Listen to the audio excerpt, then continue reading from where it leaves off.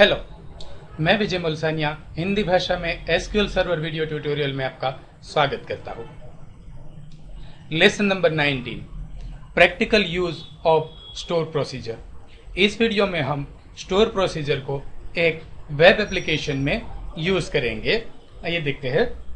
यहाँ पर देखिए, यहाँ पर मैं कोई भी स्टेट सिलेक्ट करता हूँ, सपोज हरियाणा, तो उनके सारे रिकॉर्ड देखते हैं।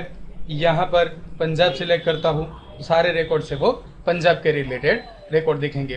पिछले वीडियो में हमने जो टेबल बनाया था वही टेबल इसमें यूज किया है। यह टेबल है, एग्जीक्यूट करते हैं तो इस टेबल के सारे रिकॉर्ड हमें वहां फिल्टर होके दिखेंगे। जो भी स्टेट हम सिलेक्ट करेंगे तो उनके रिकॉर्ड हमें वहां दिखेंगे। तो सबसे पहले हमें एक स्टोर प्रोसीजर बनानी होगी।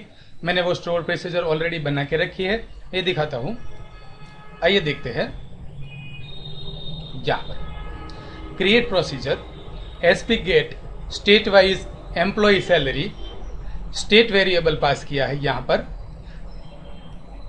एस बिगिन, और यहां पर हमारी query select ID name city salary from TBL employ where state is equal to, इस स्टेट में हम जो भी वेरिएबल पास करेंगे वो, और इस स्टेट वेरिएबल में वैल्यू कहां से आएगी, तो इस स्टेट वेरिएबल में वैल्यू यहां से आएगी। यहां से यूजर जो भी स्टेट सिलेक्ट करेगा वह वैल्यू यहां पर पास होगी, इस स्टेट वेरिएबल में पास होगी, और इस स्टेट वेरिएबल यहां पर वेयर क्लोज में यूज हुआ है। यानी कि जब भी हम ये प्रोसीजर रन करेंगे, सपोज में इस प्रोसीजर है, ये procedure SP get state wise employ salary, तो यह प्रोसीजर गुजरात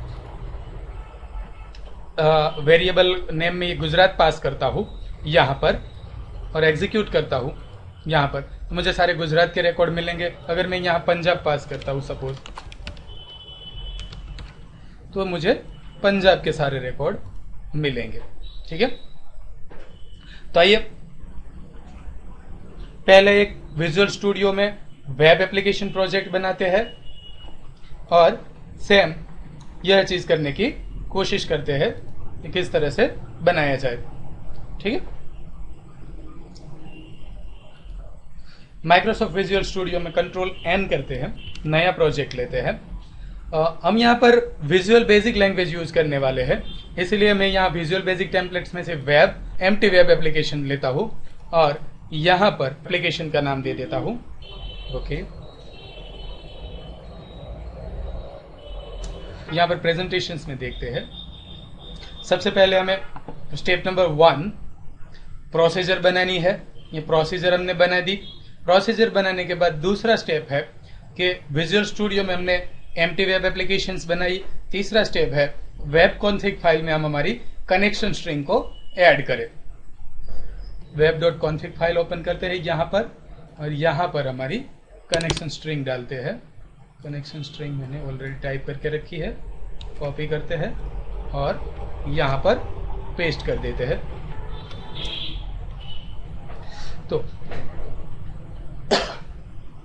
यहाँ पर ऐड कनेक्शन स्ट्रिंग के अंदर हमने एक नई कनेक्शन स्ट्रिंग ऐड की है। ऐड नाम दिया है हमने कनेक्शन स्ट्रिंग का dbcn कनेक्शन स्ट्रिंग है, और कनेक्शन स्ट्रिंग में हमारा डेटा सोर्स है लोकल डेटा सोर्स। डेटाबेस हमारा टेस्ट डेटाबेस है। यहाँ पर ये लोकल सर्वर है हमारा टेस्ट डेटाबेस ये, और इंटीग्रेटेड सिक्योरिटी ये हमने ट्रू रखी है क्योंकि हम यहाँ पर विंडोज ऑथेंटिकेशन यूज करने वाले हैं, इसीलिए integrated security is true Windows authentication के लिए। अगर आप एसक्यूएल सर्वर ऑथेंटिकेशन यूज करना चाहते हैं तो यहाँ पर एसक्यूएल सर्वर का नाम, यूजर नेम और पासवर्ड देना रहता है। ठीक है, तो ये हमने कनेक्शन स्ट्रिंग ऐड कर दी। अब हम एक नया वेब फॉर्म ऐड करेंगे, तो राइट क्लिक करते हैं यहाँ पर, new item, add new item और वेब फॉर्म, यहाँ से वेब फॉर्म 1 ऐड करते हैं, ये ऐड। तो ये हमारा नया वेब फॉर्म ऐड हो गया। सोर्स मोड में जाते हैं, यहाँ पर ये डिजाइन मोड है, यहाँ पर सोर्स मोड में जाते हैं, तो ये HTML पेज है हमारा। यहाँ पर हम एक टेबल बनाएंगे। हमें ऐसा लेआउट चाहिए, तो एक टेबल के अंदर यह हेडिंग लिखेंगे और ये कंट्रोल ऐड करेंगे, एक ड्रॉप डाउन लिस्ट, एक सर्च बटन और एक ग्रिड व्यू कंट्रोल टेबल के अंदर ऐड करेंगे। तो पहले यहाँ पर टेबल बनाते हैं, टेबल टैग लेते हैं, टेबल टैग के अंदर TR और TR के अंदर हम 2 TD ले लेते हैं, TD ये और दूसरा। यह पूरी रो को कॉपी कर लेते हैं, control C।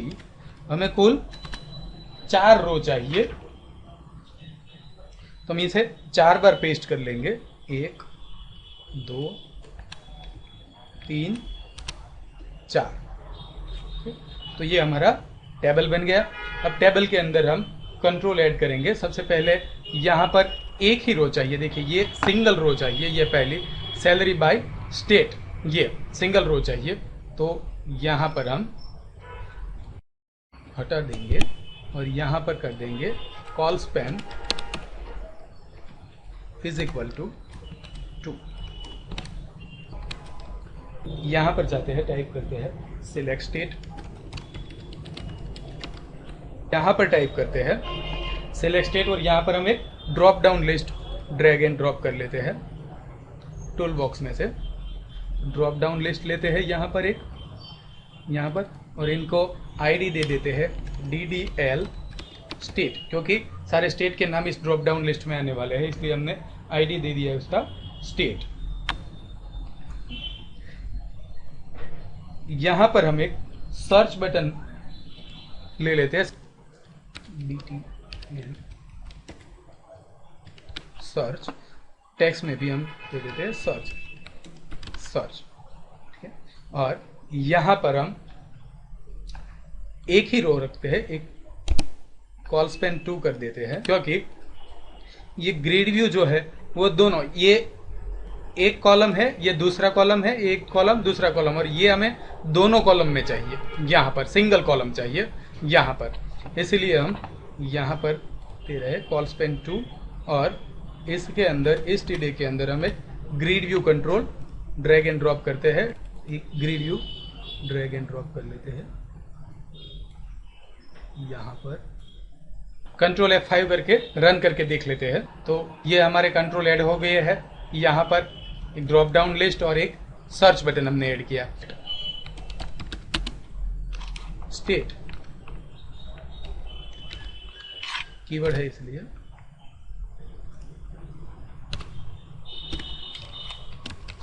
From TBL employ, execute करते हैं यहाँ पर। तो यहाँ पर हमें 20 रोज मिल रही है, स्टेट रिपीट हो रही है, देखिए 3-4 बार। तो यहाँ पर हम एक बार एक कीवर्ड डाल देंगे डिस्टिंक्ट। डिस्टिंक्ट कीवर्ड डालने से डुप्लीकेट एंट्री या जो भी होगी वो एलिमिनेट हो जाएगी, और स्टेट का नाम बार बार अगर आ रहा है तो वो एक ही बार आएगा। यहाँ पर देखिए इतने स्टेट थे, जितने भी स्टेट थे वह एक बार हमें यहाँ पर मिल चुके हैं। तो ये हमारी क्वेरी हुई। यह क्वेरी के जो रिकॉर्ड आ रहे हैं वह हम यहाँ पर लोड करवाएंगे, इसके अंदर, इस ड्रॉप डाउन लिस्ट के अंदर। यहाँ पर कोड बिहाइंड फाइल में जाते हैं। कोड बिहाइंड फाइल में जाने के लिए यहाँ पर राइट क्लिक करते हैं, व्यू कोड, प्राइवेट सब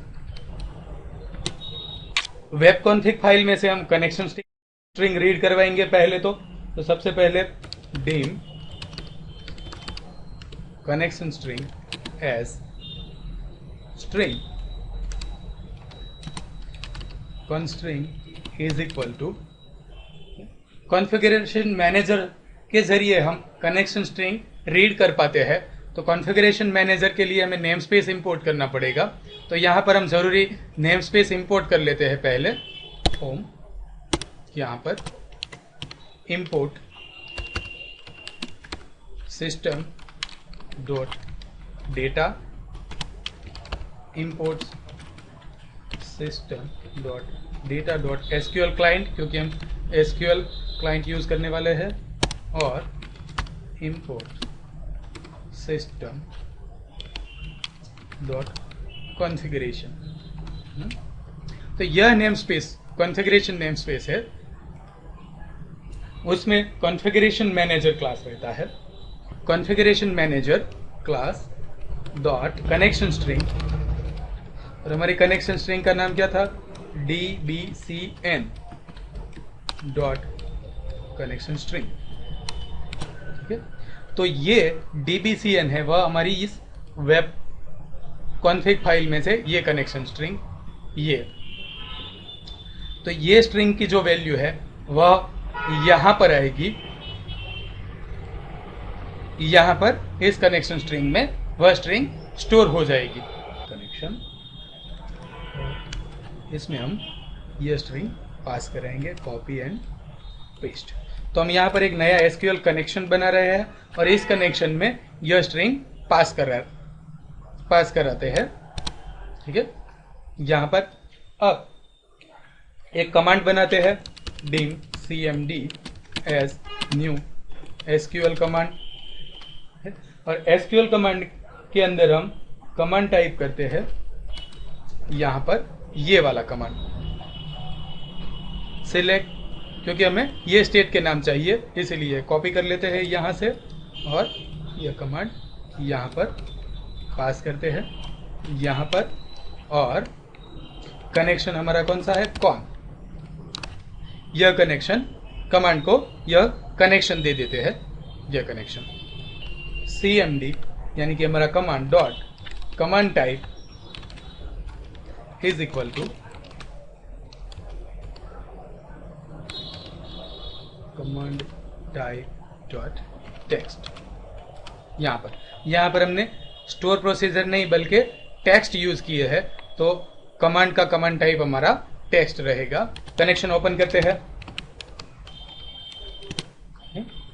और ddl स्टेट, ये ddl state dot data source is equal to हमारा ये command cmd dot execute reader और finally ddl state dot data bind.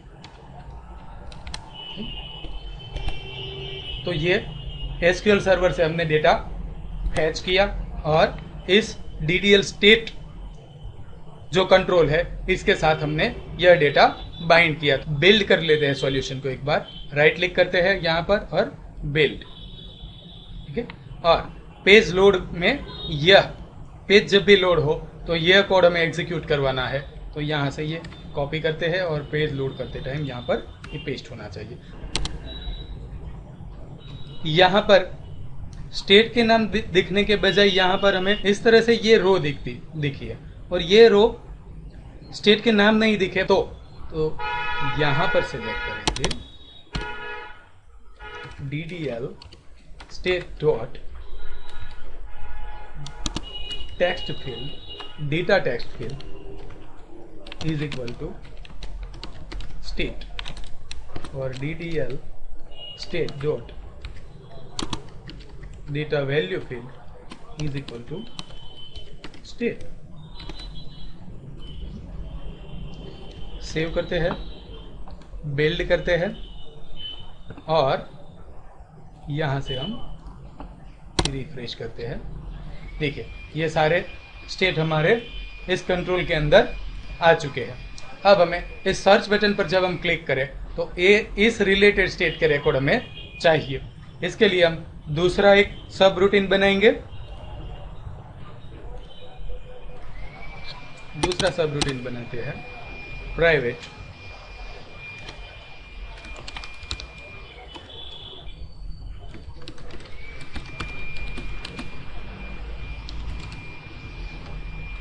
यहां पर हमने एक इनपुट पैरामीटर लिया है स्टेट नेम एज स्ट्रिंग, क्योंकि स्टेट नेम हम इस प्रोसीजर में पास करवाने वाले हैं। यही कोड कॉपी पेस्ट कर लेते हैं और चेंजेस कर लेते हैं जरूरी, कंट्रोल C कंट्रोल V। ठीक है, तो ये सेम रहेगा हमारे कनेक्शन स्ट्रिंग। हमने कनेक्शन स्ट्रिंग रीड करवाई, कमांड ऑब्जेक्ट बनाया हमने यहाँ पर, कनेक्शन ऑब्जेक्ट बनाया, फिर कमांड ऑब्जेक्ट में हम यह चेंज कर देते हैं, यहाँ इस कमांड की बजाय हमारी यह स्टोर प्रोसीजर है, जो ये स्टोर प्रोसीजर है, ये एग्जीक्यूट करते हैं, ये वाली जो स्टोर प्रोसीजर है वह पास करवाएंगे। तो यहाँ से कॉपी कर लेते हैं और यहाँ पर उस स्टोर प्रोसीजर का नाम पास कर देते हैं। और यहाँ पर cmd.command टाइप में हम कमांड टाइप टैग्स की बजाय कमांड टाइप स्टोर प्रोसीजर कर देते हैं। यहाँ पर ये DDL डिलीट कर देते हैं, ठीक है। DDL स्टेट की बजाय हमारी gridu1 कंट्रोल है, gridu1 control dot data source, and यहाँ पर भी gridu1 कंट्रोल, यानी कि इस कंट्रोल का डेटा सोर्स यह कमांड रहेगा और इसमें से जो भी डेटा आएगा वो यहाँ पर बाइंड होगा इसमें। सेव कर लेते हैं, बिल्ड कर लेते हैं सॉल्यूशन को यहाँ पर और रन करके देख लेते हैं। ओके, सर्च बटन पर क्लिक करने पर अभी पर कुछ भी नहीं दिख रहा है, क्योंकि यहाँ पर वेब फॉर्म में जाते हैं, डिजाइन मोड में जाते हैं, सर्च बटन पर डबल क्लिक करते हैं तो ये सर्च बटन की क्लिक इवेंट जनरेट होगी। इसमें हम यह सब रूटीन जो है ये हमारा ये पास करवाएंगे। तो ये सब रूटीन है गेट डेटा पास करवाते हैं, गेट डेटा। और गेट डेटा में हमें क्या चाहिए, स्टेट का नाम चाहिए। तो स्टेट का नाम कहाँ से आएगा, तो क्या कंट्रोल है DDL state dot selected item dot text, यानी कि इसमें हम इस कंट्रोल में जो भी सिलेक्ट करें वह टेक्स्ट यहाँ पर पास होंगे, यहाँ पर गेट डेटा में पास होंगे यहाँ पर। तो यहाँ पर सपोज गुजरात पास किया है तो इस प्रोसीजर को यहाँ पर गुजरात मिलेगा और इनके रिकॉर्ड्स यहाँ पर डिस्प्ले होंगे। वह रिकॉर्ड हमने यहाँ पर ग्रिड व्यू में डिस्प्ले करवाने हैं हमें। तो सेव करके देखते हैं, Ctrl+S Ctrl+Shift+B, यहाँ पर जाते हैं, रिफ्रेश करते हैं, सर्च बटन पर क्लिक करते हैं, ओप्स प्रोसीजर फंक्शन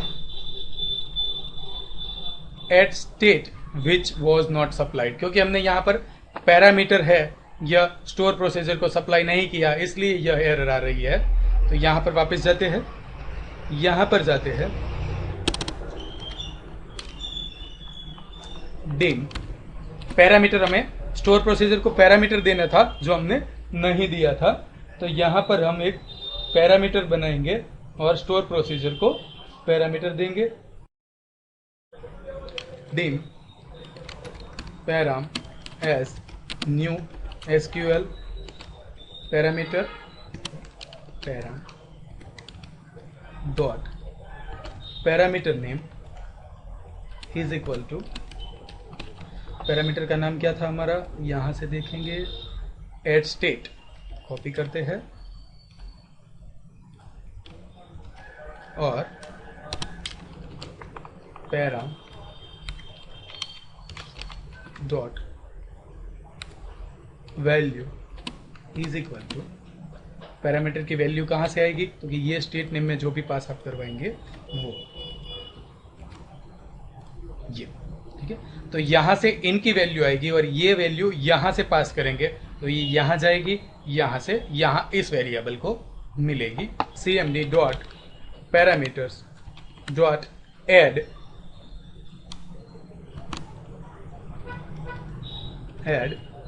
और ये param, Ctrl+C copy, Ctrl+V, okay, Ctrl+S Ctrl+Shift+B, build succeeded.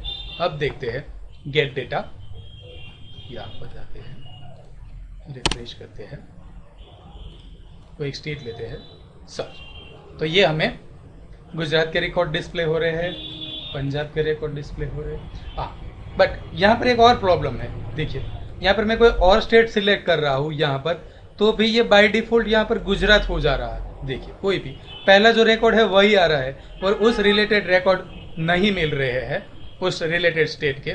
तो ये ऐसा इसलिए हो रहा है क्योंकि यहाँ पर हमने पेज लोड इवेंट में डायरेक्टली ये टाइप कर दिया है गेट स्टेट नेम, बट यहां पर हमें इस तरह से टाइप करना चाहिए,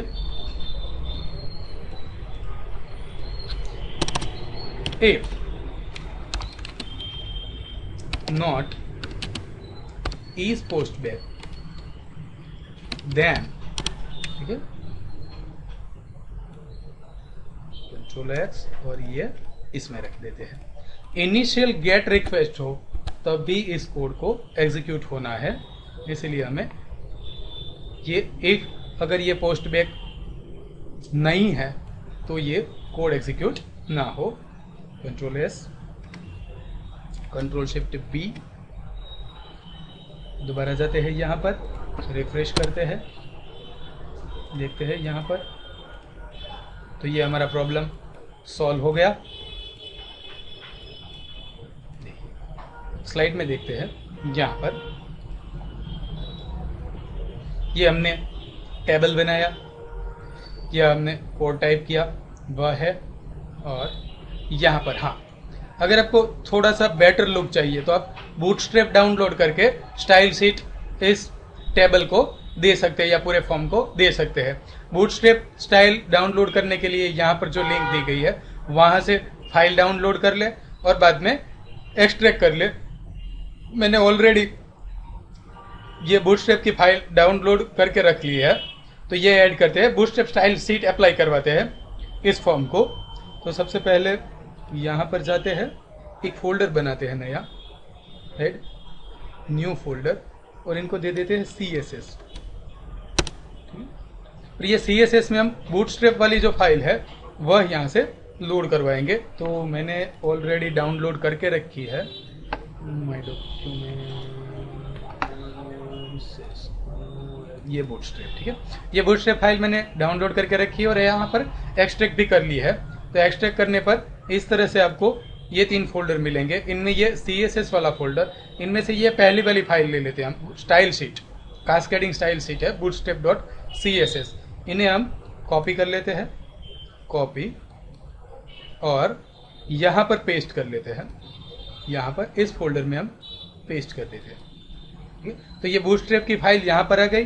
अब हमारा जो वेब फॉर्म है, यहाँ पर ये वेब फॉर्म है, सोर्स मोड में जाते हैं और हेड सेक्शन में इसकी लिंक दे देते हैं। यहाँ से सिर्फ सिंपली इसे ड्रैग एंड ड्रॉप कर लेते हैं तो ऑटोमेटिकली ये कोड टाइप हो जाएगा यहाँ पर। ये कंट्रोल एस सेव कर लेते हैं और यहाँ पर जाते हैं अब और रिफ्रेश करते हैं।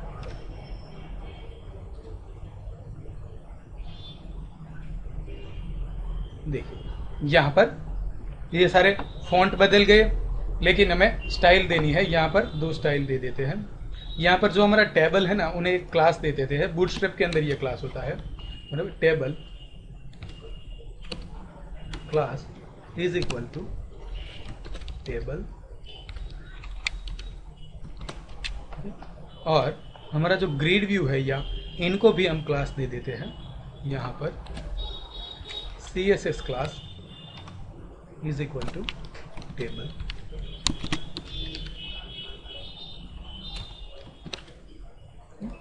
ये क्लास बूटस्ट्रैप की फाइल में रहता है।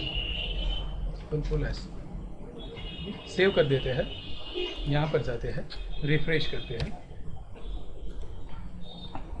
देखिए ये हो गया। अब यहाँ से हम कोई भी स्टेट सिलेक्ट करते हैं, ठीक है, स्टेट वाइज। अगर इन्हें छोटा करना हो तो यहाँ जाते हैं वापस, इस डिव के अंदर हमारा पूरा टेबल है, देखिए इस डिव के अंदर हमारा पूरा टेबल है। तो इस डिव को हमें यहाँ से स्टाइल दे देते हैं, S style equal to width 300 pixels, save कर देते हैं यहाँ पर और रिफ्रेश करके देख लेते हैं। यहाँ पर देखिए अब ये अच्छी तरह से दिख रहा है। यहाँ पर